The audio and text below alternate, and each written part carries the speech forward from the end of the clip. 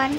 আজকে সকাল থেকে ভাবছিলাম ব্রেকফাস্টে কি করব। বাড়িতে চিকেন ছিল, এগ ছিল, তাই এগ চিকেন রোল বানিয়ে নিলাম। তার জন্য কী কী নিলাম দেখিয়ে দিলাম।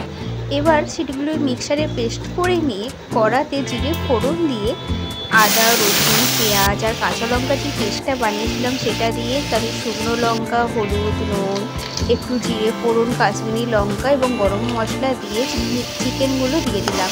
তারপর সেগুলো একটু নাড়াচাড়া করে নিয়ে তার মধ্যে দিলাম টমেটো সস দিয়ে চিকেনের পুরটা প্রথমে বানিয়ে নিলাম। আমার মতো কে কে এই চিকেন রোল খেতে খুব ভালোবাসেন কমেন্টে কিন্তু জানাবেন। আর ভিডিওটি ভালো লাগলে লাইক কমেন্ট সাবস্ক্রাইব করতে ভুলবেন না।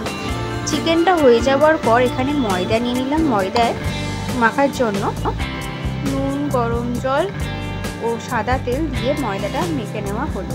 তারপর সেগুলোকে রুটির মতো করে সেঁকে নেওয়া হলো, কারণ আমরা বেশি তেল দিয়ে এই এগ চিকেন রোলটা করি না, তাই জন্য এরকম রুটির মতো করে করা হলো। তারপর এগ নিয়ে তাতে পেঁয়াজ আর কাঁচা লঙ্কা দিয়ে একটা ফাটিয়ে নিলাম।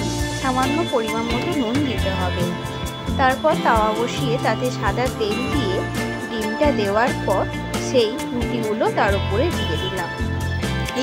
এইভাবে খুব সহজেই রোলটা বানিয়ে ফেলতে পারেন। বাড়িতে যদি কোনো গেস্ট আসে, আপনারা এই জিনিসগুলো বাড়িতে সবসময় উপস্থিত থাকেন, তাদের এই রোলটা করে খাওয়াতে পারেন। এই এগ চিকেন রোলটা করার সঙ্গে সঙ্গেই আমরা আরেকদিকে পেঁয়াজ শসা কাঁচা লঙ্কা কেটে নিয়েছিলাম আর একটু লেবু কেটে নিয়েছিলাম তার উপরে দেবো বলে। আমার কিন্তু লেবুর রস ছাড়া রোল খেতে একদম ভালো লাগে না। তারপর এই রোলগুলো হয়ে যাওয়ার পর তাতে পেঁয়াজ শসা আর কাঁচা লঙ্কা দিয়ে উপরে চিকেনের পুরটা দিয়ে আমরা লেবুর রস দিয়ে তাতে একটু সস দিয়ে মুড়ে দিলাম কাগজে, আর আমাদের চিকেন রোল একদম তৈরি। ভিডিওটি কেমন হয়েছে অবশ্যই জানাবেন, আর লাইক কমেন্ট সাবস্ক্রাইব করতে একদম ভুলবেন না। দেখা হবে পরের ভিডিওতে।